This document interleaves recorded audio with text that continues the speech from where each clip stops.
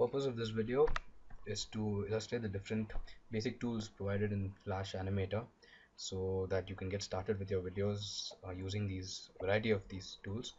Alright, we'll tackle the most basic right now.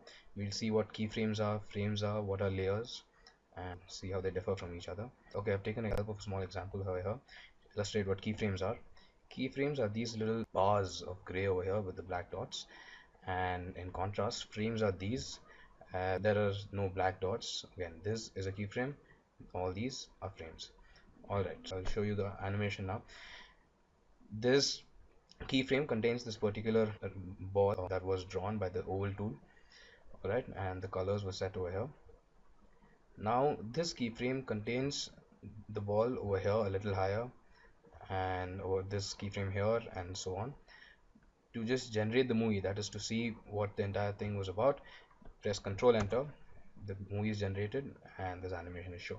Okay, now this might be a little fast, so frames per second, that's what we want to control. How many frames per second? This is where you control the number of frames per second. Another useful feature that Flash provides us is called onion skin, and onion skin is basically showing us where the previous object in the previous frames was. So now in this animation I want to know where the ball was in the previous and after slides. So I switch on onion skin, this little icon here, and that is what it shows me. So this clearly depicts the ball, so it becomes very easy for us to animate. And this is keyframe. Now frames, we'll come to frames. This is a keyframe here containing one ball over here. This is another keyframe containing one ball over here. So now say on this particular normal frame, I take this ball and copy it and I paste it. So now this frame has this. However, because this is a frame, what's going to happen is that change is going to be reflected in this entire highlighted area. So now even the keyframe itself contains these two balls instead of the starting one, and this keyframe still contains only one ball. This is the onion skin parts. Okay, so this is the major difference. Whatever change you bring about here will be reflected only till the next keyframe. This keyframe is as and what it was earlier. Alright, so that was differences between keyframe and frame. Now I'll show you how to import objects onto the library. Say right click there, say insert a blank keyframe. So this is a whole new keyframe. I switch off onion skin as well. Now this is the library, this is the stage, that's what they are called. So I go to file and I say alright, import, and I want to import the library. I take this picture, say, and that shows up here. I take this, drag, drop, and yeah. Alright, so now we've got our image from the library onto the stage and stored in our library as of now. Now I shall show you the usage of layers. Layers, for this example, say I want use the brush tool and I want a color green. There are a lot of different options. This is the transparency. These are different sort of fills. These are the gradient colors. So I want green. I want to brush with the green thing. Alright, so I want to draw an arrow. It's normal green. So I want to draw an arrow onto this bulb over here. So let's say we do this. So see, there you go. It's not possible. So what's happening is basically this image is placed on top of this arrow. So this arrow is there. This line is there behind this image. This is where layers come into picture. Now we go here, where we go insert layer. Now this what we see now, this layer 1 contains this entire thing, and layer 4 right now is just empty. So I go here, I say alright, insert a keyframe, insert a blank keyframe. Yeah, I insert a blank keyframe. Again, I have the brush option, the green color. Now I try to draw that same arrow there. See, what's basically happening now is this layer is on top of this layer. So whatever is there on this layer will simply be shown on top of this layer. It's as simple as that. So what do I want to do? All this is all shown on top of this layer, and a very nice feature is that you can select whatever is there on this layer. Now this highlighted portion will select all these only on this layer, and all the ones underneath are not selected.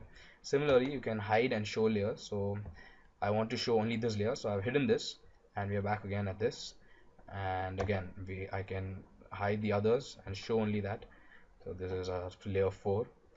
So yeah, this basically covers layers, keyframes, and frames. We'll now move on to what are different types of animation provided, the tweens provided in Flash. Alright, we'll now look at the different tweens. We're right now looking at the shape tween, and it has to be explained through examples.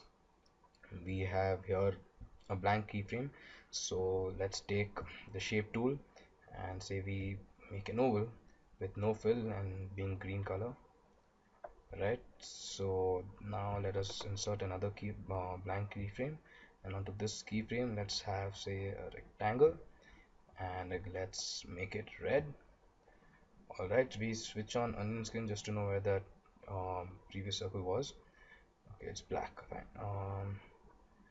Here we have the rectangle. Okay, so now what the shape tween does is it will Flash itself will render an animation that converts this circle into this rectangle.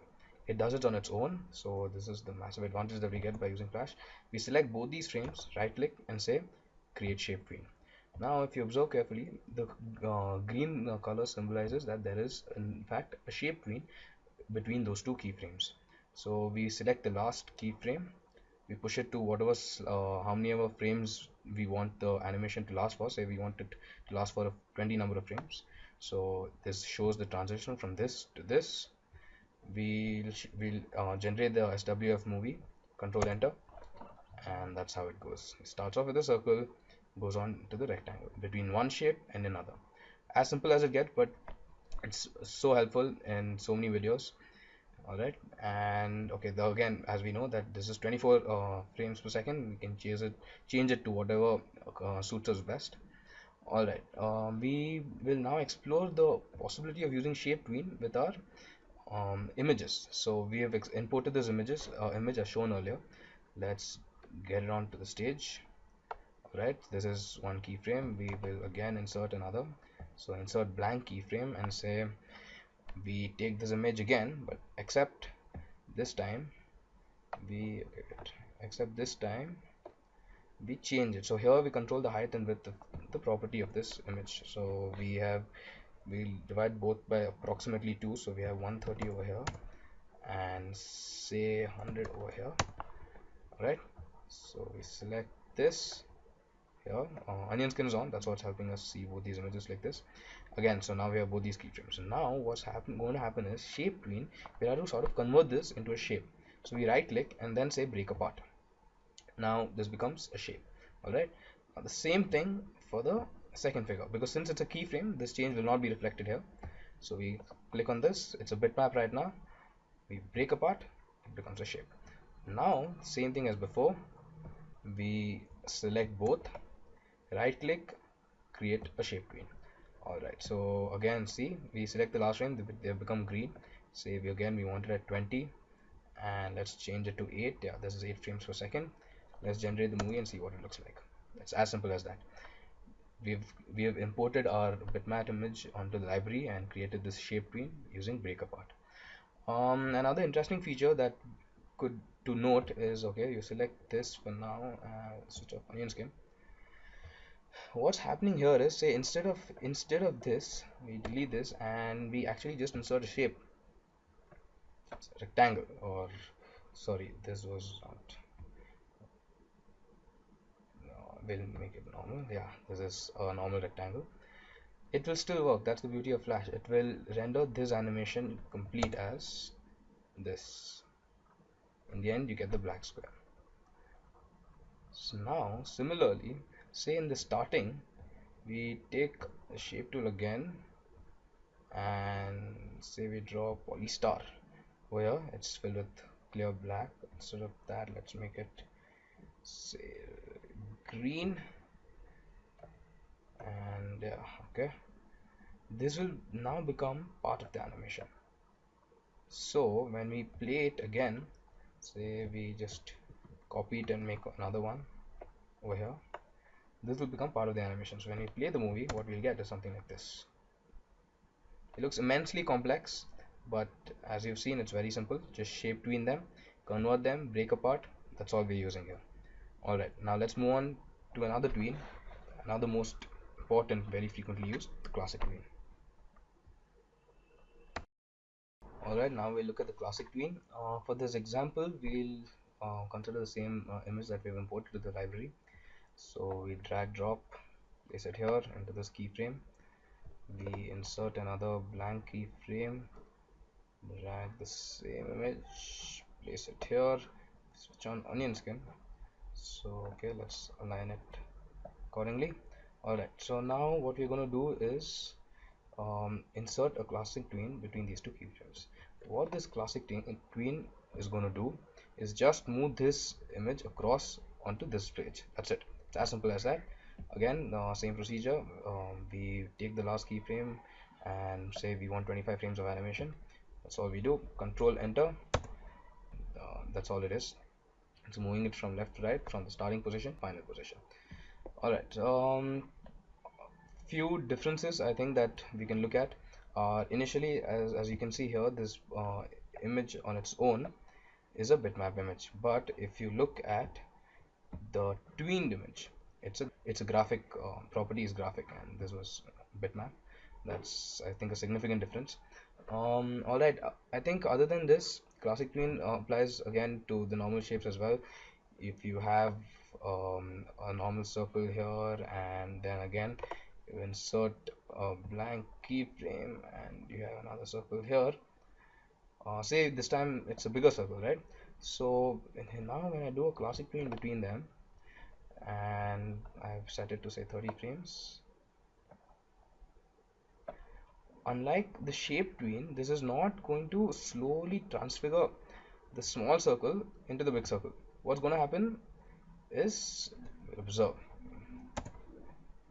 comes slowly from that position to this position, suddenly it becomes a big circle.